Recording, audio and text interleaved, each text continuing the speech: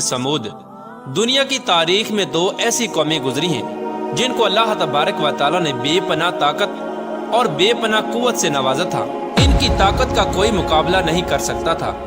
یہ قوم دنیا کی لمبی ترین قوم تھی۔ ان کے جیسی قوم نہ ان سے پہلے آئی اور نہ ہی ان کے بعد اللہ تبارک و تعالی نے ان کے جیسی کسی قوم کو پیدا فرمایا۔ پیارے دوستو، آج کی اس ویڈیو میں ہم قوم سمود کے بارے میں بات کریں گے جو قوم عاد کے بعد آباد ہوئی۔ قوم عاد دنیا کی سب سے پہلی طاقتور ترین قوم تھی۔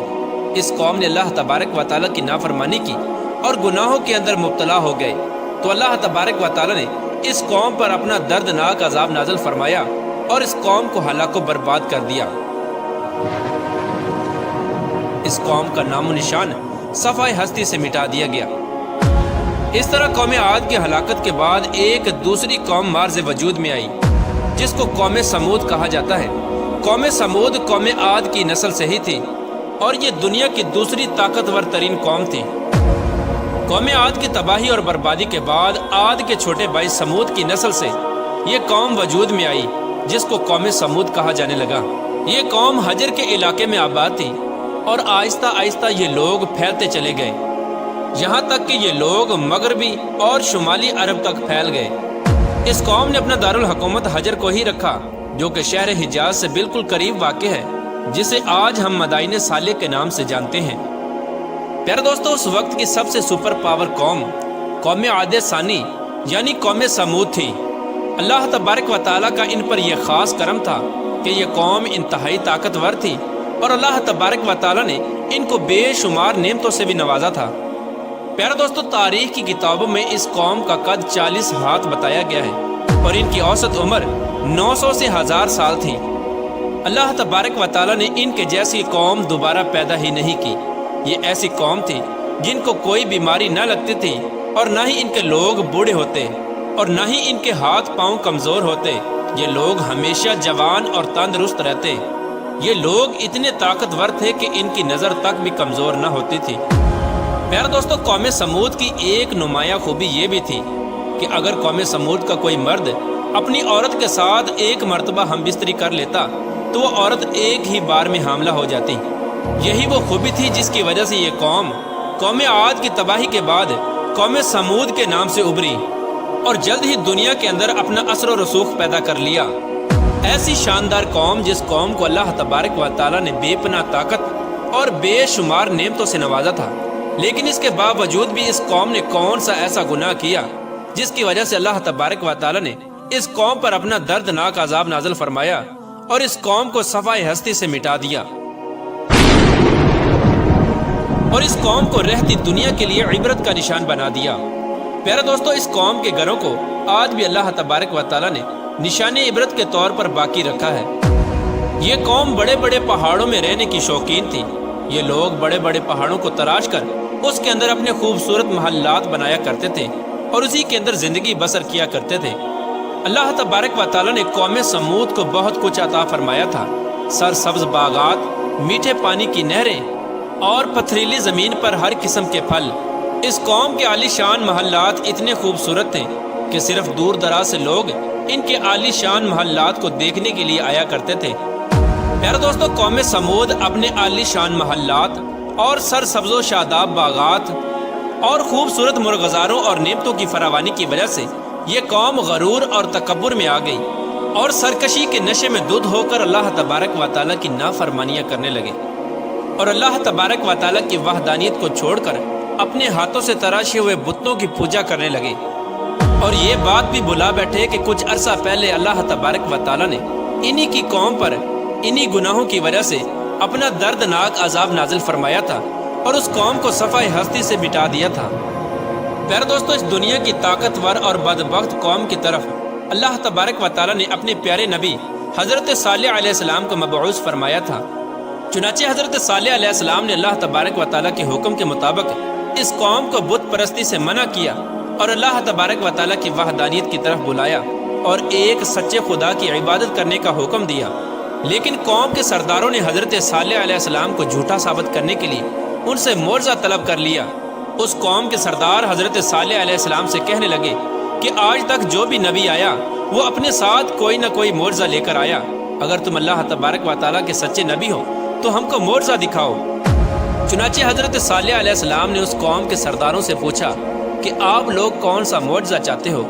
تو اس وقت اس قوم کے سردار کہنے لگے، یہ جو سامنے چٹان ہے اس میں سے ایک ایسی اونٹنی نکل کر آئے جو گابن ہو اور آتے ہی بچے کو جنم دے دے، اور وہ ہم سب کے لیے دودھ دے، اور وہ دنیا کی خوبصورت ترین اونٹنی ہو، اور اس کے ساتھ ساتھ وہ اونٹنی ایسی ہو جس کا کوئی ماں باپ نہ ہو۔ چنانچہ حضرت صالح علیہ السلام نے ان سرداروں کی یہ بات سن کر اللہ تبارک و تعالیٰ کی بارگاہ میں یہ دعا کی، تو ان کے دیکھتے ہی دیکھتے سامنے پہاڑ میں سے ایک خوبصورت حاملہ اونٹنی نکل کر آئی، اور آتے ہی اس اونٹنی نے ایک حسین و جمیل بچے کو جنم دیا۔ اس وقت اس اونٹنی کے تھن دودھ سے بھرے ہوئے تھے، اور اس اونٹنی نے اتنا دودھ دیا کہ سب لوگوں نے پیٹ بھر کر دودھ پی لیا۔ اس کے باوجود بھی دودھ وافر مقدار میں موجود تھا۔ چنانچہ حضرت صالح علیہ السلام کا یہ عظیم الشان معجزہ دیکھ کر وہ تمام قوم اور اس کے سردار لاجواب ہو گئے، اور اس بدبخت قوم کے سردار حضرت صالح علیہ السلام سے کہنے لگے کہ اے صالح علیہ السلام، یہ تو سراسر جادو ہے۔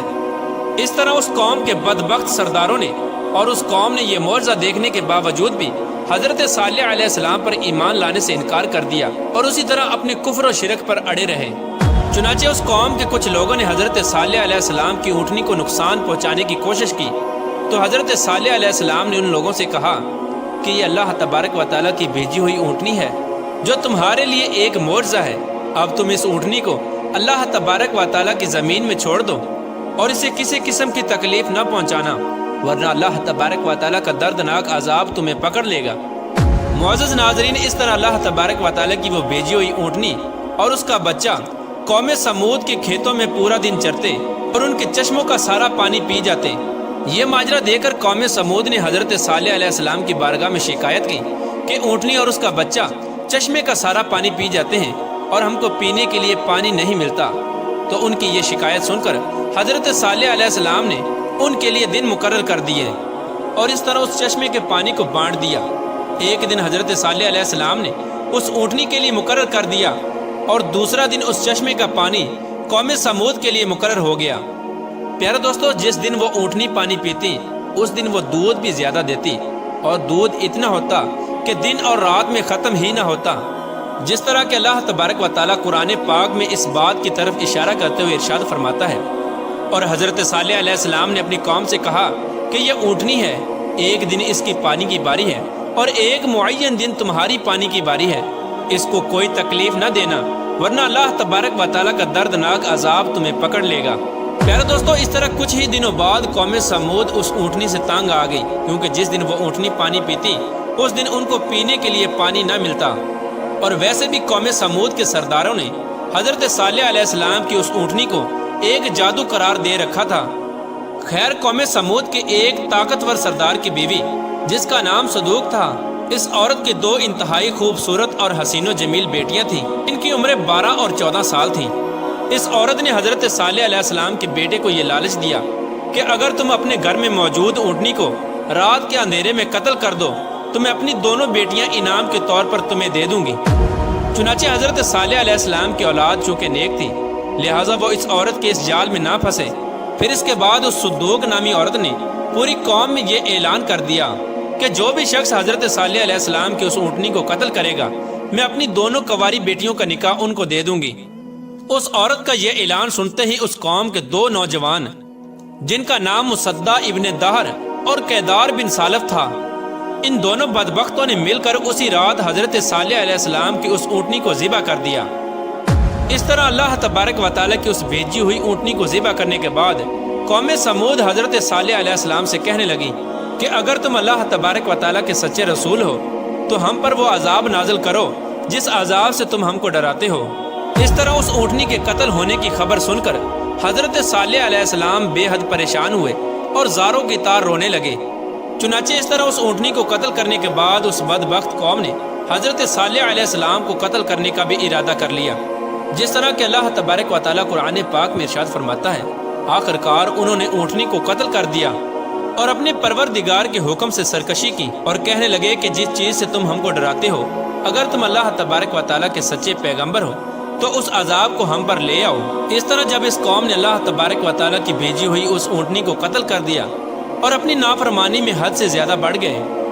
اور خود ہی اللہ تبارک و تعالیٰ کے عذاب کو طلب کر لیا، تو حضرت صالح علیہ السلام قوم سمود سے کہنے لگے کہ اب اللہ تبارک و تعالیٰ کے دردناک عذاب سے تم لوگوں کو کوئی نہیں بچا سکتا۔ چنانچہ حضرت صالح علیہ السلام کی یہ بات سن کر اس قوم کے 9 بدبخت لوگوں نے یہ ارادہ کیا کہ اب حضرت صالح علیہ السلام کو یقیناً قتل کر دیا جائے۔ چنانچہ یہ 9 افراد ایک پہاڑ کے پیچھے چھپ کر حضرت صالح علیہ السلام کا انتظار کرنے لگے کہ کب حضرت صالح علیہ السلام یہاں سے گزرے اور معاذ اللہ ہم ان کو قتل کر دیں۔ لیکن اللہ تبارک و تعالیٰ کی حکمت ایسی ہوئی کہ اللہ تبارک و تعالیٰ نے اسی رات ان 9 افراد پر پتھروں کی بارش برسا دی، جس کی وجہ سے وہ 9 کے 9 افراد ہلاک ہو گئے،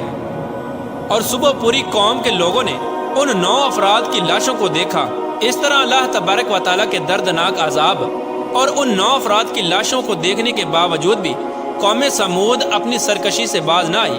اور اسی طرح بت پرستی کے اندر مبتلا رہی اور اللہ تبارک و تعالیٰ کی نافرمانیوں میں مزید حد سے بڑھنے لگے۔ اس طرح جب حضرت صالح علیہ السلام کی قوم قابل ہدایت نہ رہی تو اس وقت حضرت صالح علیہ السلام نے اپنی قوم سے کہا کہ تمہارے پاس صرف 3 دن باقی بچے ہیں، جتنی چاہے عیش و عشرت کر لو اور شراب و شباب میں گزار لو۔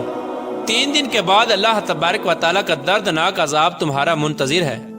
جس طرح کہ اللہ تبارک و تعالیٰ قرآن پاک میں ارشاد فرماتا ہے کہ جب انہوں نے اس اونٹنی کو قتل کر دیا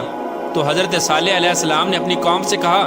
کہ 3 دن اپنے گھروں میں فائدہ اٹھا لو اور یہ وعدہ جھوٹا نہیں۔ اس طرح جب حضرت صالح علیہ السلام نے اپنی قوم کو اللہ تبارک و تعالیٰ کے دردناک عذاب کی وعید سنائی تو اس قوم کے بے شرم لوگوں نے حضرت صالح علیہ السلام کا مذاق اڑانا شروع کر دیا، اور اس قوم کے بے شرم لوگ حضرت صالح علیہ السلام سے یہ کہنے لگے کہ آپ ہی بتا دیں کہ ہم یہ 3 دن شراب میں گزاریں یا شباب میں گزاریں۔ تو حضرت صالح علیہ السلام فرمانے لگے کہ پہلے دن تمہارے چہروں کا رنگ زرد ہو جائے گا، اور دوسرے دن تمہارے چہروں کا رنگ سرخ ہو جائے گا، اور تیسرے دن تمہارے چہرے سیاہ ہو جائیں گے، اور چوتھے دن اللہ تبارک و تعالیٰ کا دردناک عذاب تم پر مسلط ہو جائے گا۔ چنانچہ حضرت صالح علیہ السلام کی قوم پر اس بات کا کوئی اثر نہ ہوا، وہ اسی طرح اپنی نافرمانی میں مبتلا رہے اور اللہ تبارک و تعالیٰ کی نافرمانیاں کرتے رہے۔ اور پھر حضرت صالح علیہ السلام کے حکم کے مطابق تیسرے دن ایسا ہی ہوا، جب ان کے چہرے کالے ہو گئے تو اپنے کالے چہرے دیکھ کر وہ قوم ڈرنے لگی اور ایک دوسرے سے کہنے لگی کہ نہ جانے کون سا دردناک عذاب اب ہم پر نازل ہوگا اور نہ جانے کس طرح کے عذاب کے اندر ہم کو مبتلا کیا جائے گا۔ چوتھے دن ایک زوردار اور خوفناک چیخ آسمانوں سے نکلی، جس چیخ کی وجہ سے تمام قوم سمود کے لوگوں کے کانوں کے پردے پھٹ گئے اور ان کے دل جیسے باہر آنے لگے اور روحیں جسموں کو چھوڑنے لگی، اور چند ہی لمحوں میں وہ لوگ جہاں جہاں پر موجود تھے وہیں اپنی اپنی جگہ پر اوندے منہ گر گئے اور تڑپ تڑپ کر سب ہلاک ہو گئے۔ پھر اس کے بعد اللہ تبارک و تعالیٰ نے ایک ایسا دردناک زلزلہ بھیجا جس زلزلے کی وجہ سے انہی کے گھروں کو انہی پر گرا دیا گیا، جس طرح کہ اللہ تبارک و تعالیٰ قرآن پاک میں ارشاد فرماتا ہے، اور جب ہمارا حکم آ گیا تو ہم نے حضرت صالح علیہ السلام کو اور جو لوگ ان کے ساتھ ایمان لائے تھے ان کو اپنی مہربانی سے بچا لیا اور اس دن کی رسوائی سے محفوظ رکھا۔ بے شک تمہارا پروردگار بہت طاقتور ہے اور زبردست ہے۔ پیارے دوستو، اس طرح اللہ تبارک و تعالیٰ نے قوم عاد کی تباہی اور بربادی کے بعد ان کی نسل میں سے قوم سمود کو ہلاک کیا اور اس نافرمان قوم پر اپنا دردناک عذاب نازل فرمایا اور اس قوم کے لوگوں کو صفحہ ہستی سے مٹا دیا۔ اور اللہ تبارک و تعالیٰ نے اس قوم کے گھروں کے نشانات کو آج بھی باقی رکھا ہے تاکہ لوگ عبرت حاصل کریں اور اللہ تبارک و تعالیٰ کی نافرمانیوں سے باز آ جائیں۔ اس قوم کے گھر آج بھی لوگوں کے لیے عبرت کا نشان بنے ہوئے ہیں۔ اللہ تبارک و تعالیٰ سے دعا ہے کہ اللہ تبارک و تعالیٰ اپنے حضور عاجزی اور انکساری کے ساتھ زندگی گزارنے کی توفیق عطا فرمائے اور ان تمام گناہوں سے ہمیں بچائے جن گناہوں کے اندر مبتلا ہو کر پہلی قومیں ہلاک ہوئیں۔